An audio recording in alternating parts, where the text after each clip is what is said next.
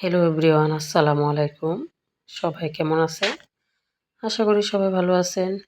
আজকে নতুন স্পেশাল ভিডিওতে সবাইকে স্বাগতম। তো আজকে দেখেন, সকাল সকাল ঘুম থেকে উঠে পড়লাম আর মাটি চুলায় ভাত রান্না করে ফেললাম।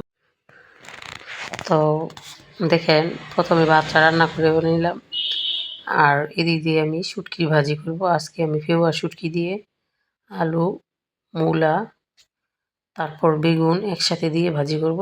তো শুটকিটা প্রথম তেল দিয়ে আমি পানিতে ভিজিয়ে রাখছিলাম। আর অন্যদিকে কড়াইতে পেঁয়াজ কাঁচামরিচ কষানোর জন্য দেওয়া হয়ে গেছে।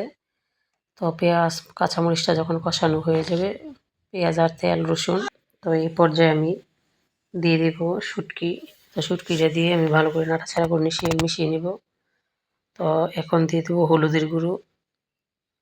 তো শুটকির ভাজি কিন্তু ঝাল ঝাল খুবই পছন্দ, আর আমি ঝাল খেতে ভীষণ পছন্দ করি। তো এদিকে দিয়ে দিচ্ছি আমি শুকনো মরিচ। তো এখন দিয়ে দেবো অল্প পরিমাণ পানি। আর এখন সবজিগুলো ভালো করে ধুয়ে নিব। যে কোনো সবজি আপনি রান্না করেন না কেন, সবজি কিন্তু 3 বার ধুইতে হয়। তো আমি কিন্তু সবসময় সবজি 3 ধোয়া দিই। প্রথমে 1 ধোয়া দিয়ে কেটে অন্য হাঁড়িতে রেখে দিয়েছিলাম, আর এখন আরেকটা ধোয়া দিচ্ছি। তো 3 বার ধুয়ে আমি রান্না করি। তো এদিকে আমি আলু, মূলা এগুলো ভালো করে পরিষ্কার করে ধুয়ে পানি ঝরিয়ে বাটিতে নিয়ে নিচ্ছি, কারণ নিচে পানি জমবে এই কারণে।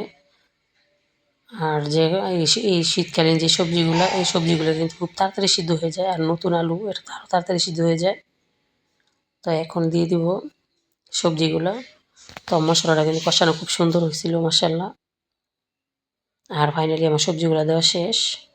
এখন আমি ভালো করে নেড়েচেড়ে মশলার সাথে সবজিগুলো মিশিয়ে নিচ্ছি। তো এভাবে শুটকি ভাজি রান্না করি, আমার পরিবারের সবাই খুব পছন্দ করে, আর আমিও পছন্দ করি। তো আমার বাচ্চার কিন্তু, আমার ছেলে কিন্তু এই ভাজিটা খুব প্রিয়। তো ফাইনালি দেখেন আমার ভাজিটা হয়ে গেছে মাশাআল্লাহ। আর এদিক দিয়ে আমি কই মাছ ভাজি করতেছি। তারপর কই মাছ দিয়ে ফুলকপি দিয়ে ঝোল রান্না করব। তো এটাও কিন্তু খেতে খুব টেস্ট।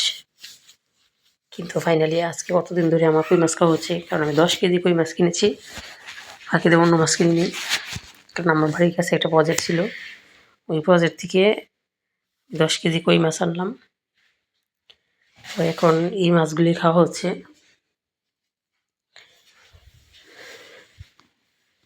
শীতের দিন শীতকালীন সবজি খেতে খুবই ভালো লাগে। আর শীতের সময় কিন্তু বিভিন্ন ধরনের টাটকা সবজি পাওয়া যায়।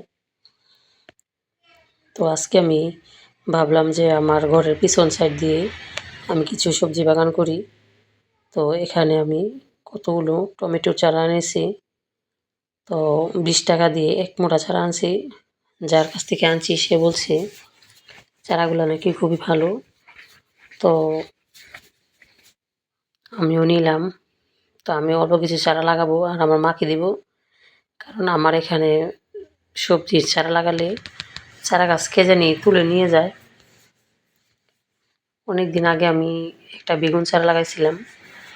তো বেগুন চারার মাঝে কিন্তু বেগুনের ফুল, বেগুনের কড়া ছিল। তো আমি বাড়িতে গিয়েছি, শ্বশুর বাড়িতে গিয়েছি ধান আনার জন্য। তো ওই জায়গায় আমি 6 দিন 4 দিন থাকলাম। ফাঁকি দিয়ে আমার বেগুন গাছটা উঠায় লয়ে গেছে মাটি গর্ত করে। তো ফাইনালি দেখেন আমার বেগুন চারাগুলো মাশাআল্লাহ। চারাগুলো গতকালকে আনছিলাম, তো আজকে বিকালে লাগাইলাম। খুবই সুন্দর। এখন যদি ভাগ্য থাকে তাহলে জীবিত হবে। আর আমি একটু ঝোপঝাড়ের ভিতরে লাগাইছি, পরিষ্কার করি নাই, কারণ ঝোপঝাড়ের ভিতরে লাগানোর একটাই উদ্দেশ্য, বড় হওয়ার আগ পর্যন্ত চারাগুলো বেশি দেখা যাবে না আর কেউ নিতেও পারবে না। তার জন্য আমি এই চারাগুলো একটু ঝোপঝাড়ের ভিতরেই লাগাইলাম। এদিকে দেখেন আরেকটা টমেটো চারা, আর এই চারাটা কিন্তু এমনিতে হয়েছে, আমি লাগাই নাই। অলরেডি আমার 20-25টা চারা লাগানো হয়ে গেছে। তো আমার ছেলেও কতগুলো লাগাইছিল, আর এগুলো আমি লাগাইছি। তো এখন যদি সবজি মানে টমেটো চারা লাগানো হয়, তাহলে এগুলো বৈশাখ বা চৈত্র মাসে ফল ধরবে। তো দেখা যায় ভাগ্যে কী আছে, আমি সবজি মানে কৃষিকাজ করে সফল হতে পারি কি না। এবারে অল্পই লাগালাম, যদি সাকসেস হই পরবর্তীতে আরও বড় করার প্ল্যান করব। তো এদিকে দেখেন, আর আমার জন্য সবাই দোয়া করবেন। আর আমার ভিডিওটি যদি ভালো লাগে তাহলে একটা লাইক, কমেন্ট ও শেয়ার করে আমার ভিডিওটা ছড়িয়ে দেবেন। তো সবসময় পাশে থাকবেন, আর আমিও আশা করি আপনাদের পাশে থাকব। তো আমার চারাগুলো লাগানো অলরেডি শেষ।